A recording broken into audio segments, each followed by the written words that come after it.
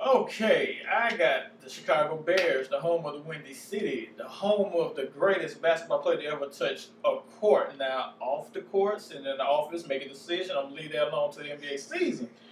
But let's go ahead and talk about it. I'm not gonna talk about special teams. You already know the 23 back there. That's his job. Lovie Smith, he's out. Mark Tristman, he's in. He's a former CFL coach. He get a lot of praise from Gruden, Steve Young, and Rich Gannon. But Gannon, leave that alone. He has a lot of pulls in San Francisco. Yeah, correct. Let's talk about the defense. The defense is pretty much going to stay the same, except for they're going to have to deal with Urlacher running his mouth and trying to figure that stuff out. But when he was running his mouth, they went and got some defense from some rookies. They also decided to bring in and kind of even everything out by bringing in DJ Williams, a former Bronco. And they also decided to bring in Jamal Anderson. Can we have a moment of silence? Thank you. But as far as the defense goes, it's pretty much going to be the same, and that's how they're going to run. Now, let's talk about the offense, which is my favorite part. Now, one thing about Jay Cutler, he asked, and they gave it to him. And no other way of putting it. He wanted an offensive line, or at least an offensive coordinator that can kind of work with the line. He got both. He got a new coordinator in Aaron Cromar, and he also got a former Saint as an offensive tackle that's going to look at his blind side, which is Jermon Bushrod. So he got those. Guess what else he asked for? He asked for some more weapons. He wanted more than just Brandon Marshall. So what did they do?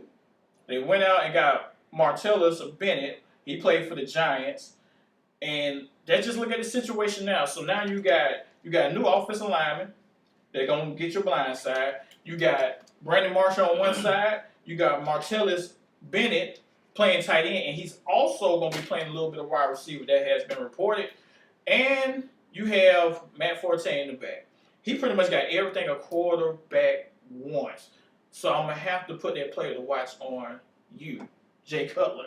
Because now you're in a position where this is what you asked for. Now you got what you want. So this can turn out in so many crazy ways, but to me it only turns out into two ways.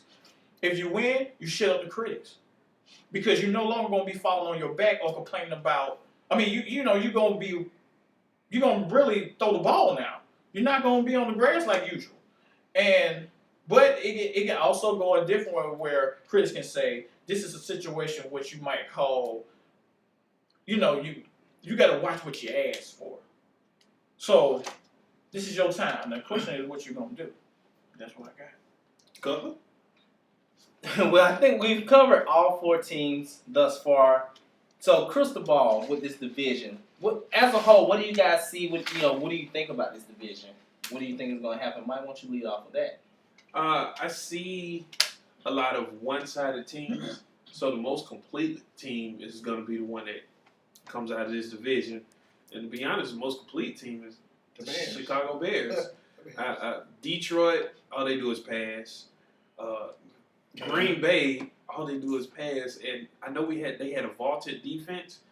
That defense left and went to Oakland and Charles Woodson, and with his age as well. So we saw they was vaunted, and then they would start to go down. They went down with his age. It didn't help when they Nick Collins either. Yeah, and so now that he's gone, is non-existent. I have nothing for Minnesota, but Adrian. Can we change Minnesota's name to Minnesota Adrian Peterson? You might as well. Yeah. I'm not even knocking Greg Jennings. I like him as a player, but I don't think he's the number one anymore. This is Adrian Peterson's team, and to be honest, if you're gonna run and if he's gonna achieve his mark of 2,500 yards, guess what? Your Minnesota Vikings will lose. Right. They're gonna continue to lose. Well, it's not going to work with Ponder and Jennings anyway. Because like you said, he's not number one no more. And, Ponder is Ponder. It's no other way of putting it. I don't have no faith. Yeah, they're going to throw him under the bus, too. Exactly. And it's still going to be all running game as far as Minnesota goes. Green Bay has always been the same. They're going to pass the ball. And, of course, it's not going to take long for people to figure out, hey, a couple of wide receivers. Detroit, I'm going to pray for you. Chicago, I don't understand. If you don't take this division, Should walk off with it. oh man, you actually have a situation where even if the defense is playing decent, Jay Cutler have all these weapons. I mean, I can't think of the guy named the other wide receiver. Alshon Jeffrey. Yeah, he's not that bad either. So I don't understand what you think. I think that personally, I think every one of these GMs have failed in this division because I'm an advocate. I'm from the Bill Polian school of thought.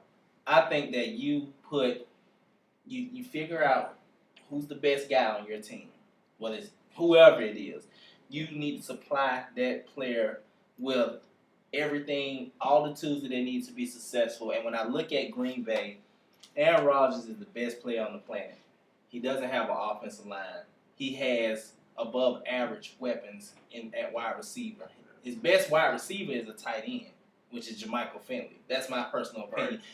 We had times where Jordy Nelson, he dropped the ball a lot. He get hurt too much too. And he gets hurt a lot. Mm-hmm. When I look at Chicago, and I understand what you guys are saying about the wide receiving core, I'm still not really satisfied with their offensive line.